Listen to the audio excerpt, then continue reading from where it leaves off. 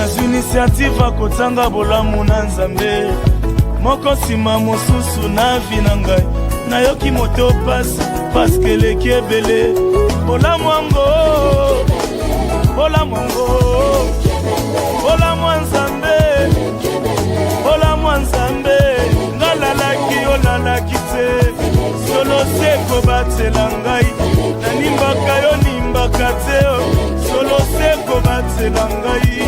Nabanzi mosika na uta, bolamu epesi kolela o. Nabanzi bisika lokota ngai, bolamu epesi kolela o. Eza disonji Nzambi wani, ipekushama ya mesu.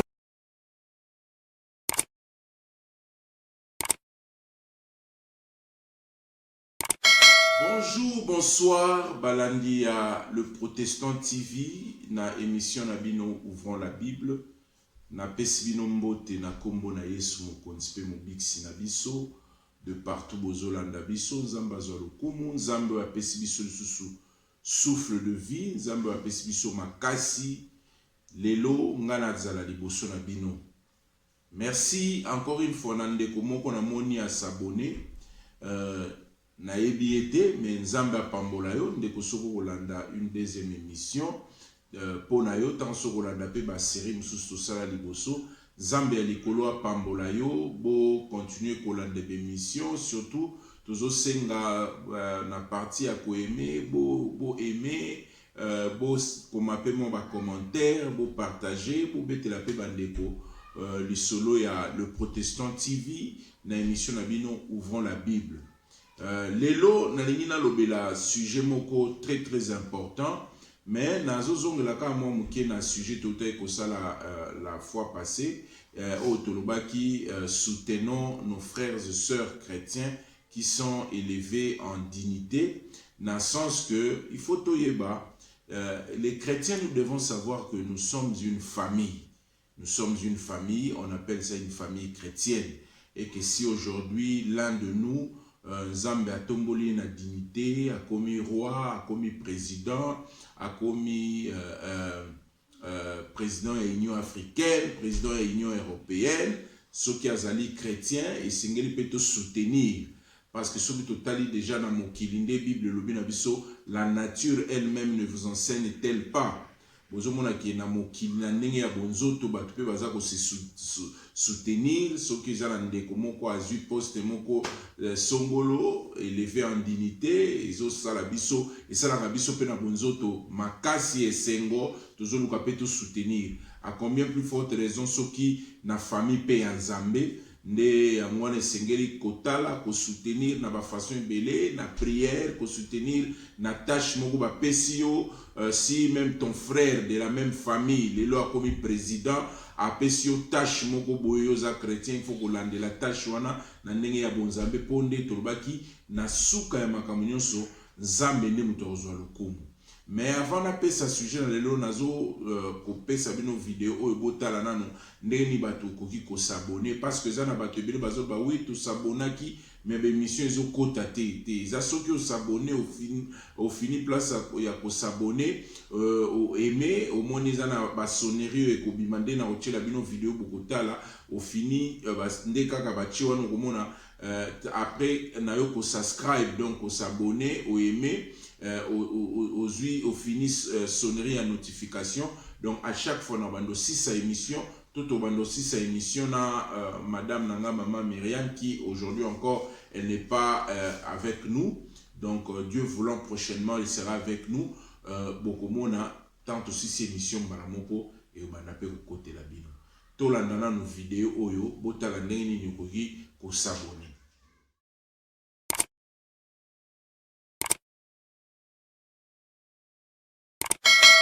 Il y a le Protestant TV, merci Nandenge Bomoni vidéo, Nandenge beaucoup kipe ko s'abonner, que Dieu vous bénisse. Lelo tonito lobela, na lingi na lobela, vous comprenez que la mécène parce que je tourne toujours avec ma femme, maman Myriam, mais aujourd'hui encore, elle n'est pas encore disposée. Donc dans les émissions prochaines, Dieu voulant, à cause d'Anabiso. Vous savez, avant même que Toko Maba chrétien, avant même que Toye Banzambe, tous touti de quelque part. Quelque part, ango, babenga ango famille. Donc, mutu nyonso auti na famille na ye. Ezalo kwa nga na utegi na famille papa Rémi Mobuka et maman Matembe Machi ndeba boti biso. Ezape lokola yozola nangai outi na famille Songolo.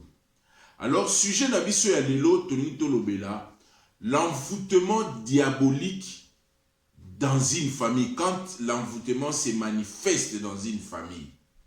Ndeni no wiki koyeba yango que envoûtement ya diable déjà bandi kokota parce que sous sujet na biso ya lelo toloba réconciliation familiale.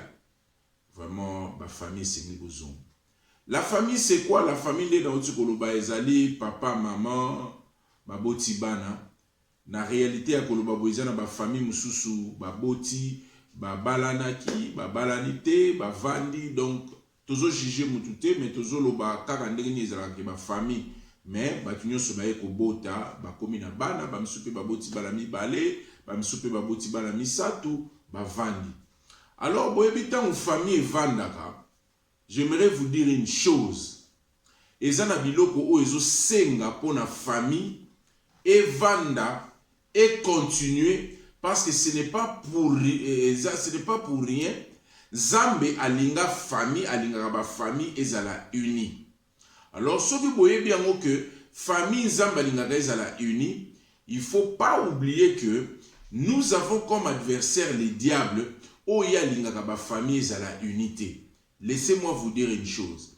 Ezana ba membre misusu ya famille lelo ba solo la ka ba pesa na ka mbote ba lia ka place moko bazos tinda na ba message mais mitema na bango ezana unité te o ya bonzambe. Parce que j'aimerais vous dire l'envoûtement to ba envoûtement kat na ba famille.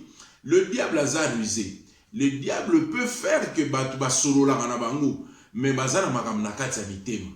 C'est ce qu'on appelle ezaba envoûtement moko ezaka kati na ba famille bokomi ko trouver mabe malamu donc makamu famille nzoka pe famille ezaka ngo ya kokabwana mais bazomona lokwa baza place moko yango na lelo balandi ya le Protestant TV nazolinga na ngai na bino to fungola Bible boko ya ko comprendre que envoûtement neni bo banda comprendre que envoûtement déjà c'est koti kati na famille parce que aujourd'hui les gens pensent que envoûtement ezaka tango ekoti ekomi muto akomi koboma batu to kofinga non envoûtement normalement ezali les faits to ba résultat ya Satan kati na eloko songolo to kati na famille akoti soki plan na ekomi ko se manifester na kati ya famille to na kati ya place moko c'est ce qu'on peut appeler envoûtement. Aujourd'hui, il y a beaucoup de familles qui sont envoûtées sans pour autant c'est très très très grave. Il y a mona lelo nazolinga na fungola na bino Bible to tanga boya ko comprendre que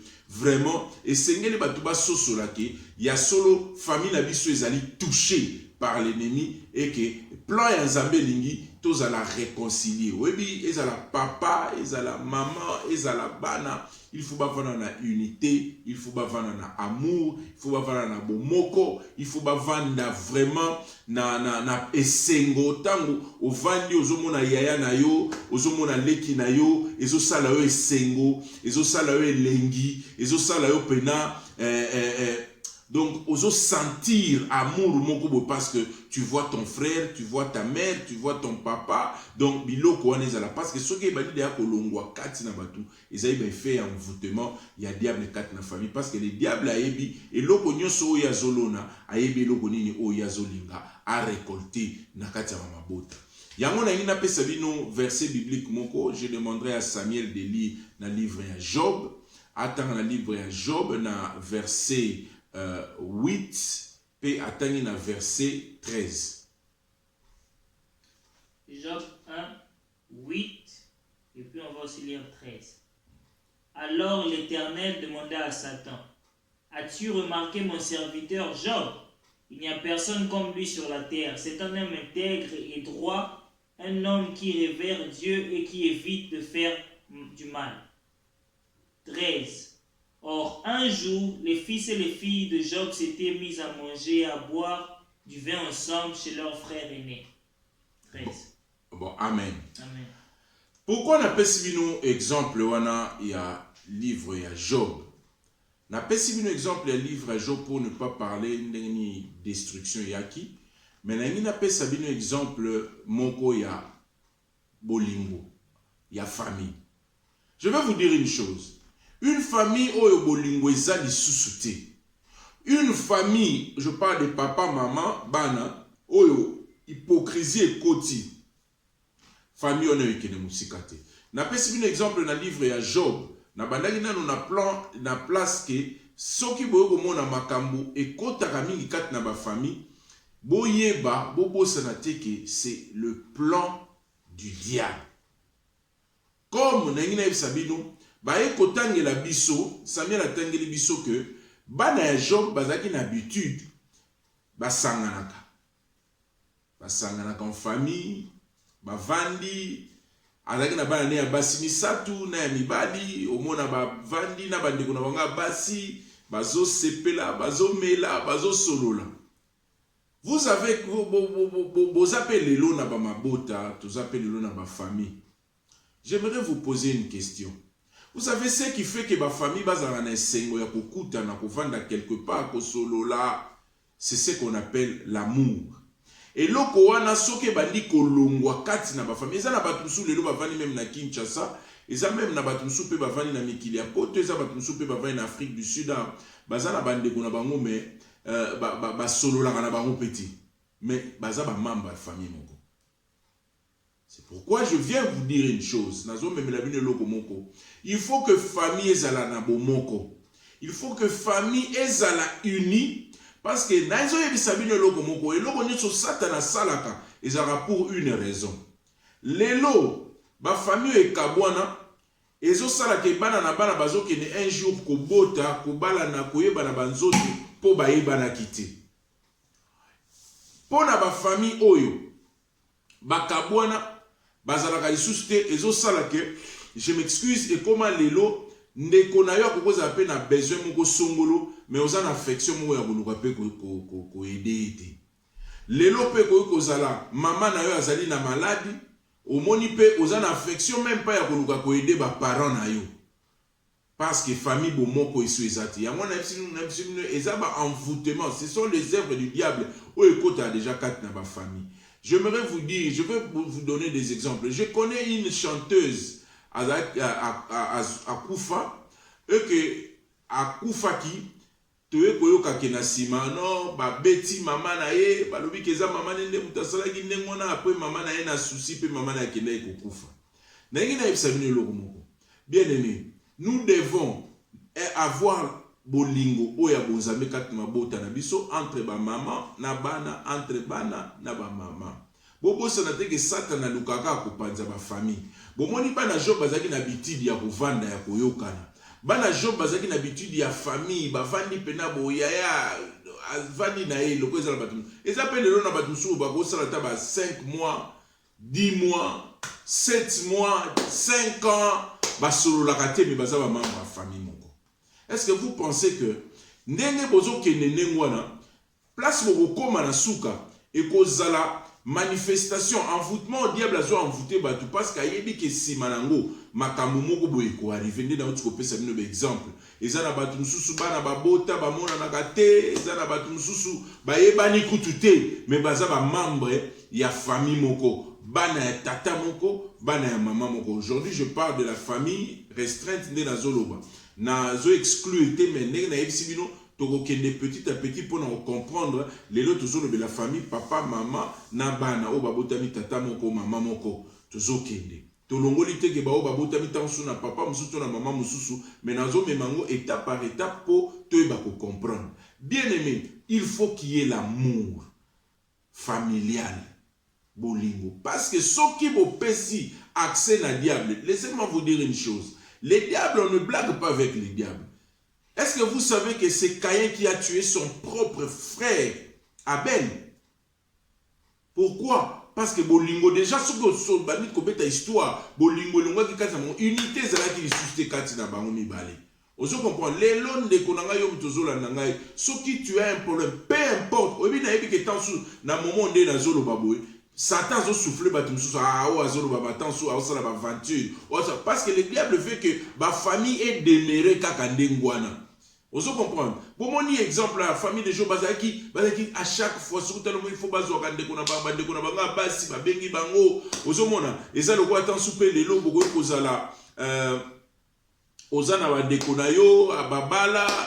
vous êtes en famille, il faut poser na ba relation moko malamu, on va na malamu, ba le problème ezanga te kat na batu, mais il faut que ba ko résoudre ba problème. Il faut que ba ko vanda en famille, on vandi na papa na yo, ba na bo vandi esengo tala na nina sabino. S'il y a des choses que moi je regrette aujourd'hui, c'est parce que j'ai perdu mes parents trop tôt.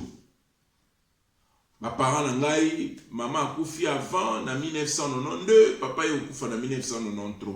Donc je suis resté sans parents. Donc vraiment, ceux qui les lo bazalaki, il fallait qu'il n'ait linga bango le sous-soumis, n'engai na zalape, loko la bino batu bozana ba mabota na bino, bozana ba papa la bino, bozana bandeko na bino. Heureusement, Nzambe a tike linga bandeko na ngai, nazana bandeko na ngai, Nono Mangondo que je salue, Guilain Kakonde na pesi mbote, Didi Mobuka pe na pesi mbote. Donc Dieu m'a donné famille, donc vraiment esengeli to zala na bolingo. Soki to lingani te. Ezali envoûtement, il y a diable kati na mabota. Ozo mona tous à la table la famille à Job. Oh bande bozen, na ko toutes nos questions. Ça fait combien d'années au bengana na leki na yo?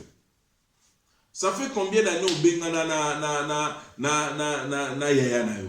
Ça fait combien d'années au kutana?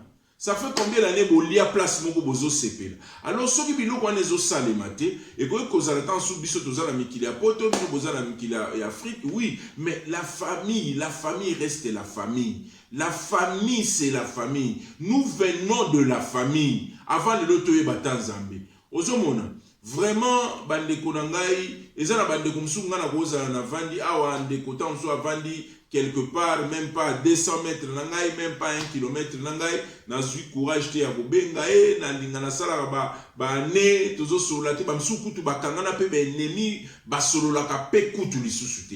Mais ce sont des choses que tu as comme la famille à Job, au moins bazali ko sangana tan sous chaque semaine.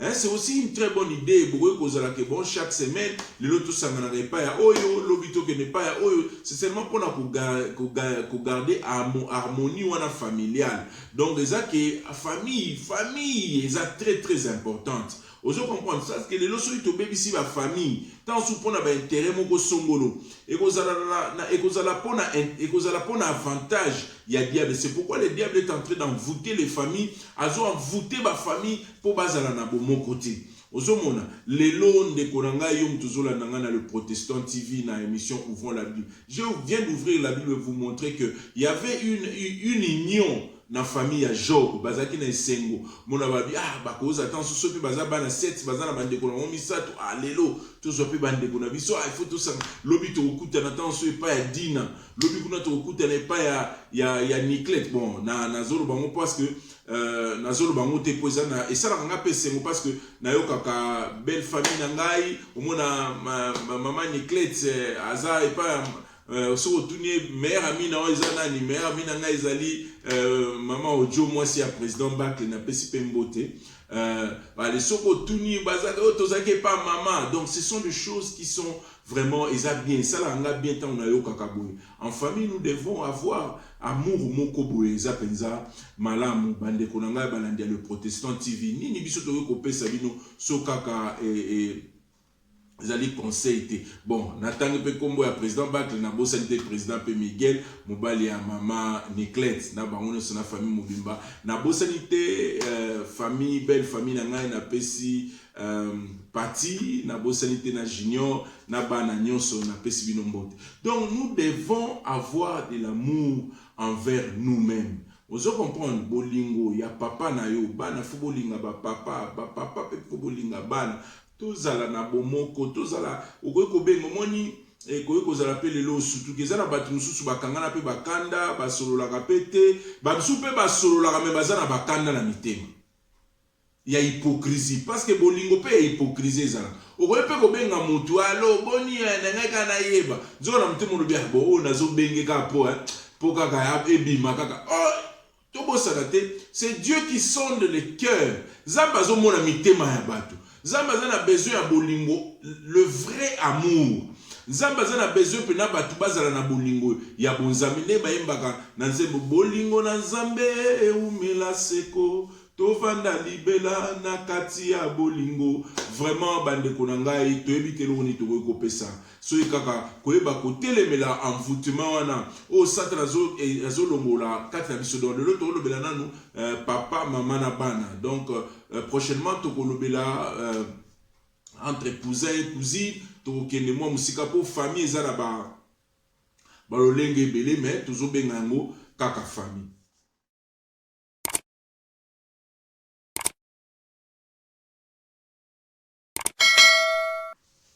Ouais, Samuel atangi na Matthieu 5, 23, bo fungola pe Bible longo pour comprendre le ni tolobela. Samuel atangi Matthieu 5, verset 23. Si donc, au moment de présenter ton offrande devant l'autel, tu te souviens que ton frère a quelque chose contre toi, laisse là ton offrande devant l'autel et va d'abord te réconcilier avec ton frère, puis tu reviendras présenter ton offrande. Amen. Est-ce que vous voyez? La Bible est claire. Yesu alobi na biso, kolo Yesu alobi na biso. Soko lingi kosala offrande na yo. Donc, so lelo na ngina par exemple, ba sengi tan zusu appel de fonds. Il y a $15,000. Ozana $15,000 na osimbi yango na maboko. Ozoya pona kopesa pona makamu na Nzambe. Oye kokanisa ke yote mutoza na problème na ndeko na yo. Yote mutoza na problème na ndeko na yo. Mais oye ko comprendre ke ndeko na mutoza na problème na yo. Si kana offrande na wana, ke na obongisa na ndeko na. Vous savez pourquoi Nzamba lobi to bongisa? Lelo na zozo ngo lokola ndeko ya papa, mama, baleki otobota milibota moko. Oui, nous avons des problèmes. C'est très très important. Tout ce que nous faisons, c'est bien. Mais nous devons aussi kobongisa. Balobi te ke yom tozana problème. Za te ke tansu yom tozana kanda na mutu. Te. Mais il y a un problème na yo. Tant musu ezaka faute na ye moko, mais ya zaka donc eza faute na ye. Il y a un problème na yo. Est-ce que vous avez commencé na place one?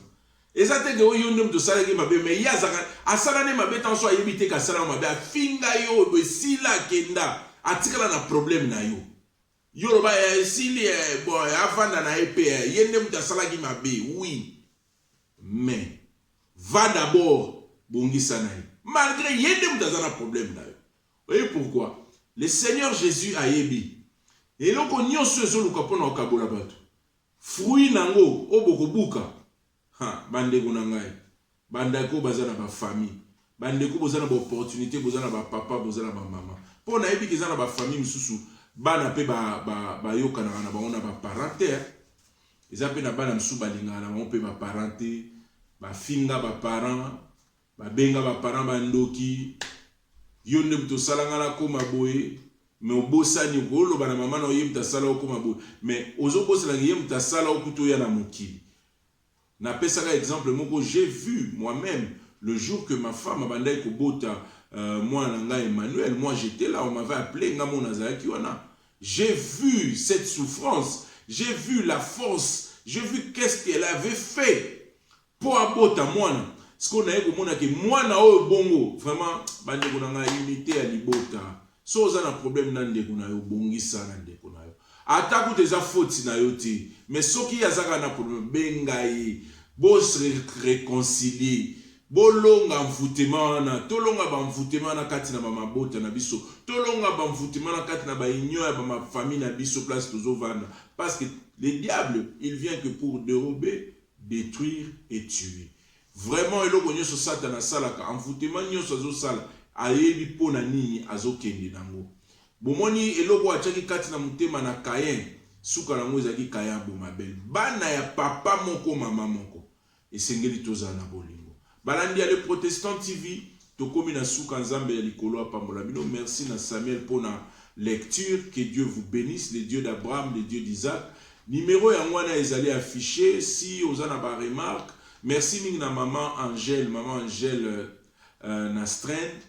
vraiment Zambia Pambolo parce que c'est parmi ba maman ou ba benganga soki moi remarque ezali aza osala ngai na bosalité na pamboli pe bébé Kamel na maman Lokondo place bazali Zambia likolo Pambola bino. Donc numéro affiché à mon numéro pesa ya WhatsApp soko za na likambo za na question ya kotuna otuni. Donc to sengi pe na bandeko oyo. Donc vous êtes en train de remarquer la lumière elle est un peu pas bonne parce que nous avons besoin de matériel. Si Dieu te touche, je dis si Dieu te touche, au coquille kotuna biso ata matériel en haut, si tu veux toi-même tu peux bien acheter le matériel au tindeli biso awa poto banda kosala musala. Nous sommes ici en Afrique du Sud, plus précisément à Cape Town. Si Dieu te touche dans le lobby parce que toujours sala musala oyo ne maman Bernadette à l'Obaranangai, maman Bernadette na Bruxelles à bi papa au monde émission na mino bozo sala tant sous bato belé balanda ngo te mais exact très importante na biso bato to landa ngo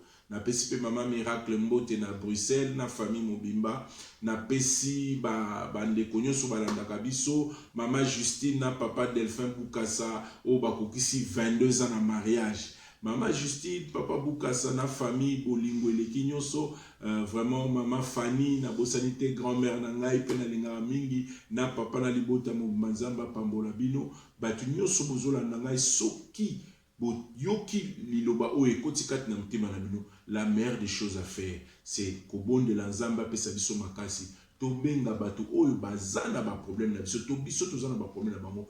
Tout réconcilier. La famille, elle est sacrée. La famille doit être bénie. Zamba Nicolas Pambola Bino, Tokuta Inabino, prochainement, merci.